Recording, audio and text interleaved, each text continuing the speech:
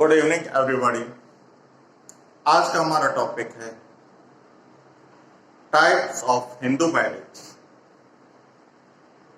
हिंदू विवाह के प्रकार। अगर प्रश्न ये पूछा जाता है कि विवाह के प्रकार बताइए, तो आप बताएंगे एक विवाह, बहु विवाह और समूह विवाह। अगर प्रश्न ये पूछा जाता है कि हिंदू विवाह कितने प्रकार का होता है, तो आपका उत्तर होगा 8 प्रकार। हिंदू विवाह जो है 8 प्रकार का होता है।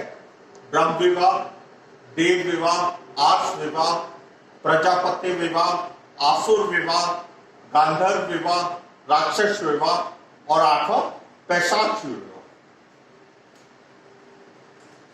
तो सबसे पहले हम ब्रह्म विवाह को लेते हैं। ब्रह्म विवाह क्या है? इसमें क्या होता है कि कन्या का पिता अपनी पुत्री को अलंकारों से अलंकृत कर वर के साथ विदा करता है। इस प्रकार के विवाह में या इस प्रकार के विवाह से उत्पन्न 21 पीढ़ियां जो है वो पवित्र मानी जाती है। और ब्रह्म विवाह जो है विवाह का सर्वोत्तम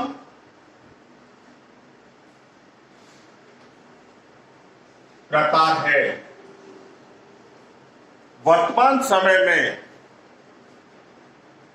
जो अग्नि के समक्ष 7 फेरे लेकर विवाह किया जाता है वो ब्रह्म विवाह ही है। दूसरा विवाह है देव विवाह। देव विवाह में क्या होता है कि जो पुरोहित यज्ञ हवन करते हैं, उस पुरोहित के साथ अपनी पुत्री को विदा करना जो है वो देव विवाह कहलाता है। तीसरा प्रकार है आर्ष विवाह। आर्ष विवाह में कन्या का पिता जो है अपनी पुत्री को किसी ऋषि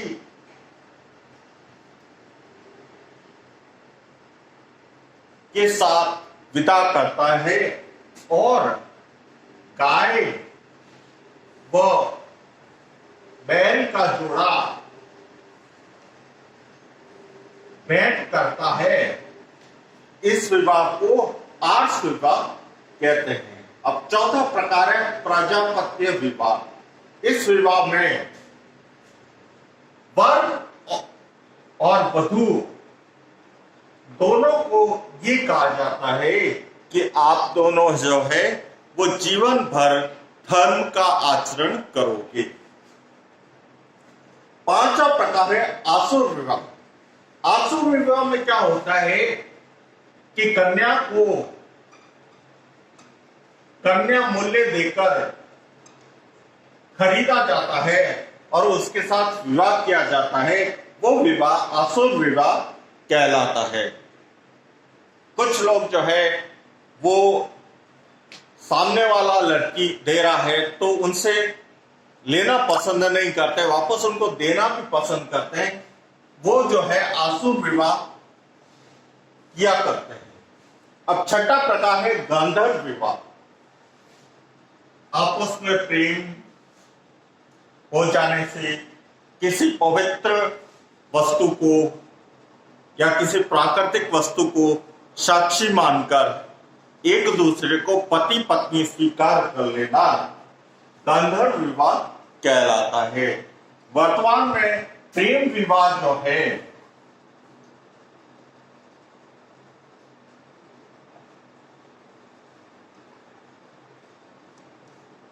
वो गांधर्व विवाह का ही एक स्वरूप है। उसके बाद आता है राक्षस विवाह। राक्षस विवाह में युद्ध में हारे हुए व्यक्ति की पुत्रियों को बलपूर्वक जीतकर उनके साथ विवाह करना, वो विवाह जो है वो राक्षस विवाह कहलाता है। जैसे महाभारत में हम देखते हैं कि भीष्म ने अंबा, अंबिका और अंबालिका तीनों का हरण कर उनका विवाह जो है धृतराष्ट्र और पांडु के साथ करवा दिया, तो इस प्रकार का विवाह राक्षस विवाह कहलाता है। आठवां और अंतिम प्रकार है वो है पैशाच विवाह। पैशाच विवाह क्या होता है? शराब पी हुई स्त्री के साथ जबरदस्ती कर विवाह करना, या जो स्त्री अपने होश हवास में नहीं है उसके साथ विवाह करना, या राह में जाती स्त्री को बलपूर्वक हरण करके उसके साथ विवाह करना, इस प्रकार का विवाह जो है पैशाच विवाह कहलाता है। तो ब्रह्म विवाह में 21 पीढ़ियां जो है वो पवित्र मानी जाती है। उसी प्रकार से आर्ष विवाह में 11 पीढ़ियां, 11 नहीं, सॉरी 12 है, 12 पीढ़ियां जो है वो पवित्र मानी जाती है।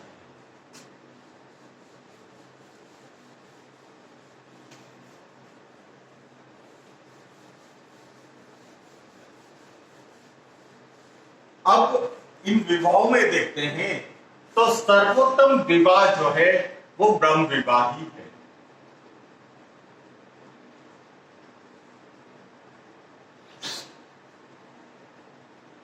देव विवाह, प्रजापत्य विवाह और आर्ष विवाह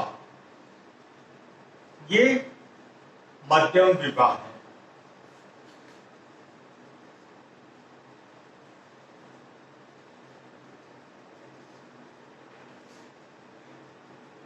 आसुर विवाह, गंधर्व विवाह ये निकृष्ट विवाह है।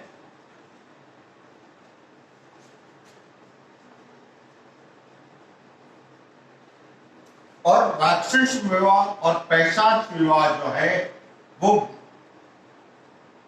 महाभ्रष्ट विवाह है।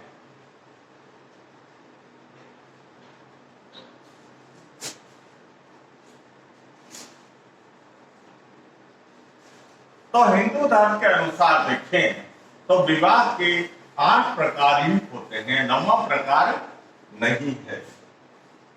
इसमें से प्रश्न जो आ जाता है वो ये आता है कि प्रेम विवाह वर्तमान में हिंदू विवाह के कौन से विवाह का स्वरूप है? तो आप बता सकते हैं गांधार विवाह।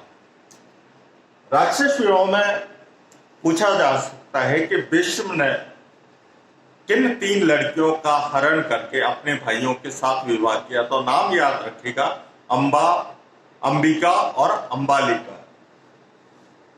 किस विवाह में गाय और बैल का जोड़ा दिया जाता है? तो आर्ष विवाह में गाय और बैल का जोड़ा दिया जाता है। बैल को धर्म का प्रतीक माना जाता है और गाय को पृथ्वी का प्रतीक माना जाता है। ऋषि के साथ या किसी ऋषि के साथ अपनी पुत्री का विवाह करना कौन सा विवाह कहलाता है? आर्ष विवाह कहलाता है। तो ये थी जानकारी हिंदू विवाह के प्रकारों के बारे में। अगर आपको जानकारी अच्छी लगी हो तो वीडियो को लाइक कीजिए, चैनल को सब्सक्राइब कीजिए और जितना ज्यादा हो सके इसे शेयर कीजिए। Thanks for watching.